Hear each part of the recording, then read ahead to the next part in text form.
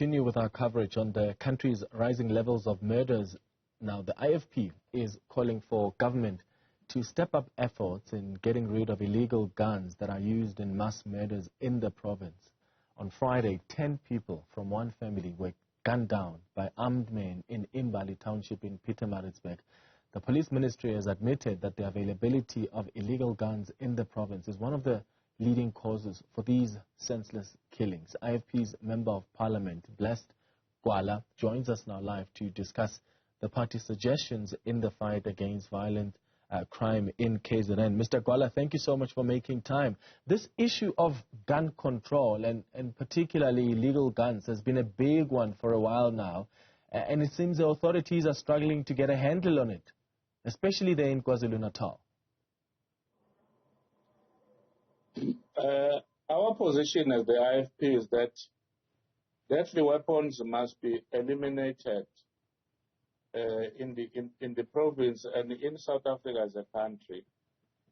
We are saying this because if relevant authorities fail to step up effort to check the spread of deadly weapons, will lead to a situation where the country will lose a number of people.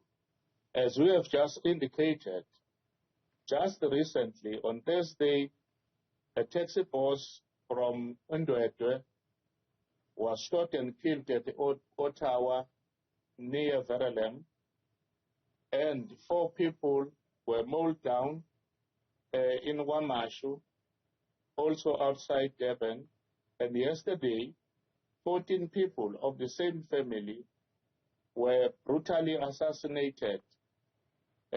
So that shows that the situation in this province and the country is not normal. This shocking incident actually happened particularly with the taxi industry after a peace pact or agreement was signed by various taxi organizations facilitated by the National Minister of Police, General Begitler. And I've also, in the legislature of KwaZulu-Natal, I think it was on Thursday, it was Wednesday actually, I spoke at length about the issue of the killing in the during community safety and license debate. I stated that due to high unemployment rate, the notion of paid assassins cannot be ruled out, as disparate people will resort to disparate measures to earn money to feed their families, as this has become or turned into a small industry. So then it needs strong people, especially in the police force, as well as community, to work together to try and eliminate these guns and also arrest the culprit so that we are able to live in a free country.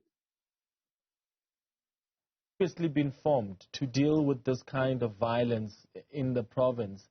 Are those not bearing any fruit? What difference do you think the interventions that have previously been made, what interventions and even impact do you think those have made in resolving this crisis? I think before we come to that, the increasing availability of weapons has actually helped drive rising insecurity and crime, particularly in KwaZulu-Natal, where guns are commonly used to commit a range of crimes. We believe as the IFP that there are syndicates and guns are smuggled into the province, which may be from outside the country, or there are guns taken elsewhere within the country in order to be used by the assassin. But the only thing that can actually curb this is for the community, just like before, the community must work with the police, because the police are not sangomas. They cannot sniff where the crime will be actually happen. But the police must have crime intelligence very active in order to detect anything before it happens. Because you can see that people are dying in droves. You take Nkandla, Eshowe, Kwamashu, Inanda, and other areas that I've mentioned earlier on. So it shows that there is a weakness in justice system that also includes the police cluster to try and eliminate this kind of killing. I was in Norway 2 months ago, and then I learned that if 10 people are killed in a year, then they call him Biso. Why here it's almost 87 people per day that are dying through the hands of other people. So it shows that we are in a crisis situation. So what interventions are you proposing now?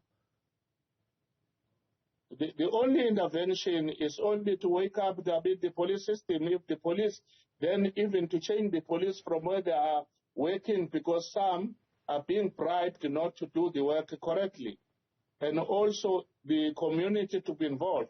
Unfortunately, we are an opposition party in the province, and the government of the day is ignoring all the contribution that we are making as a party, as an IFP, to say, why don't you do this in order to correct? But instead, they attend the IFP for no rhyme reason, instead of attending to the issues that we are raising. So it means we have a weak government, and people must decide in the next election which party they can vote for in order to arrest the situation.